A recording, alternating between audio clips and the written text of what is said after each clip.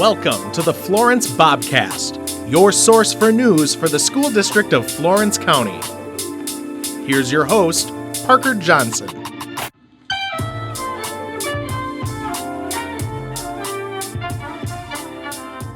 Hello and welcome to the Florence BobCast. I'm your host, Parker Johnson, bringing you the up and up from the school district of Florence County. This episode is for the month of January 2020. Important facts you need to know. Here's what's new in the school. Wisconsin Governor Tony Evers and Lieutenant Governor Mandela Barnes paid a visit to Florence Elementary School on December 18th. He stopped into the 4th grade classroom of Mrs. Jennifer Botchick, where he received handmade Christmas cards from the students. The students had the opportunity to ask the governor and lieutenant governor questions, and they talked about how they were working to improve public schools. If you listened to last month's podcast, you heard about the treehouse groups at the elementary school. These groups pair students of various ages together with 1 or 2 teachers for team-building activities.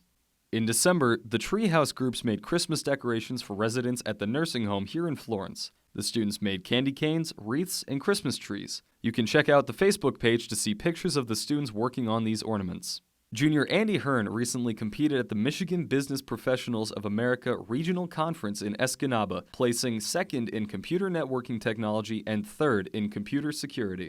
Here's what's going on at the elementary school. Every year, the elementary school holds a special event with its 6th graders called the Heritage Project. We had a chance to sit down with the 6th grade teacher, Mrs. Kim Cook, to find out more about the project and why it's so important. Thank you so much for joining me today. Oh, thank you for having me. What is the objective of this project? We do start with a unit on immigrants in our social studies book, and as we continue through the chapters, I help the students understand that the United States is actually a nation of immigrants. And so the object then is for the students to explore their family history and find out a little bit about their heritage and choose a country from their ancestors and explore that country, research it, and just learn a little bit more about it. Was this a project that you started?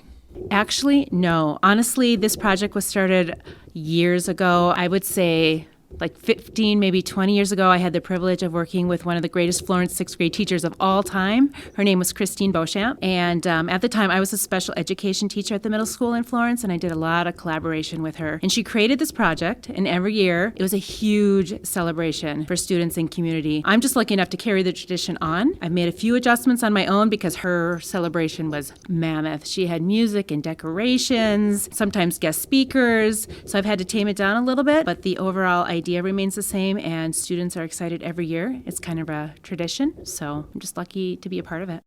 How has the project evolved over time? Like I said, I would say I've toned it down just a little bit. I think as the years go by and the students, you get different students every year, and you have to try to modify it to help them. Definitely, I think years ago, I guess I would say there was probably a little bit more parent participation. So as it evolves, I feel like I spend a lot of time helping the students as well. I want to make sure that everybody has a project at the end so they can feel successful. Do you find that students are surprised by what they learn? Definitely.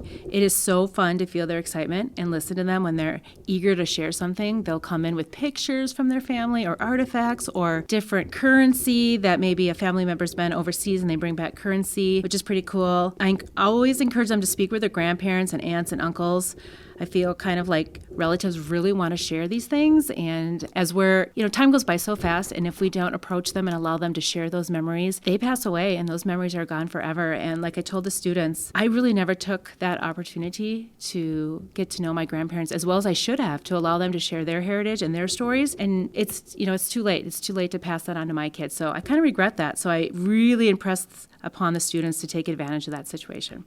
Parents and community members have the opportunity to see the presentations. What is the reception of the people who come to see these projects? Honestly, it's an overwhelming feeling of amazement. I don't think I've ever met or talked to one person that hasn't been involved or completely amazed by what the students can accomplish. And I think it helps them think about their heritage. And when grandparents and aunts and uncles and relatives of the students come to see what's transpired over the last couple months, they're so proud and they love to see what's happened. So it's fun. Thank you so much for joining me today. Oh, thank you for having me. It was fun. Thank you. Let's take a look at what's happening at the middle high school. 2 days a week, students at the middle high school have the opportunity to shop at the Bobcat school store. We spoke with Mrs. Jennifer Hoiby, who leads the school store, to find out more about it. Today I am joined by Mrs. Jennifer Hoiby, who leads the Bobcat School Store, and I'll be asking her a few questions about it. Thanks for coming. You're welcome. So tell us about the Bobcat School Store. The Bobcat School Store was created by the students for the students. It is for middle school students and high school students, and it is to celebrate their ability to do wonderful things and to follow the matrix that we have here at Florence. How do students purchase items from the store? Students can purchase the items by turning in their awesome possums for an item that they have an interest in. And when they turn it in, it gets put into a quarterly drawing of the reward system that they would like to have. So for instance, we have this last drawing, Amazon, the Tavern, the theater, Family Dollar, where the students will choose to buy Skittles for 7 awesome possums or 10 awesome possums, depending on the price. And then at the end of the quarter, I do a drawing with students to pick a middle school winner and a high school winner. Could you explain how awesome possums are earned?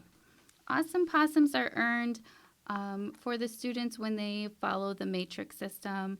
For instance, when they have 2 feet in the door and they bring all their school supplies to class, or they're found doing a good deed in the hallway, helping out one another, showing acts of kindness, going the extra mile, or just simply acknowledging them for completing a tough assignment.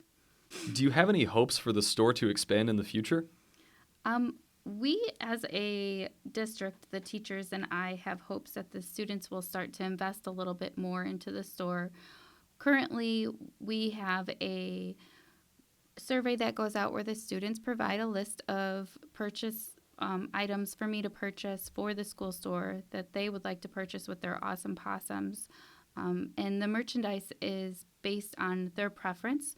So if they want a certain gift card, they just write it down on the survey, and we as a school discuss which ones have priority or which ones are in majority rule, and we make that available for the quarterly drawings. As far as items presented in the store, it's basically at the student's preference. So if they put it on a list and drop it in my mailbox, I add it to the list of inventory that we try to go shopping for. So my hope is for students to take more time and effort into investing in what they want to see at the store. I'm really excited to see what else is in store for the school store here. Thank you so much for joining me today. Thank you. Here's a list of upcoming events that you'll want to know about. The Grade 8 Winter Games will be on Saturday, February 8th. You can contact Mrs. Karen Harrison for more information. Wisconsin Public Service will be at the school to present to middle school students on safely using electricity and natural gas. That presentation is on Friday, February 14th at 10 a.m. in the auditorium. The Sub-District Forensics Competition is Monday, February 17th at Pembine High School. Middle school and high school parent-teacher conferences will be held Thursday, February 20th. There is no school on Friday, February 21st for the teacher in-service.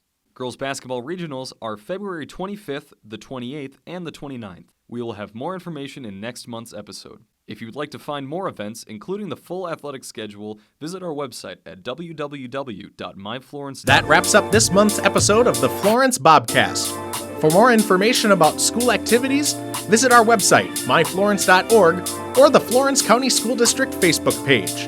Tune in next month for the next episode of the Florence BobCast.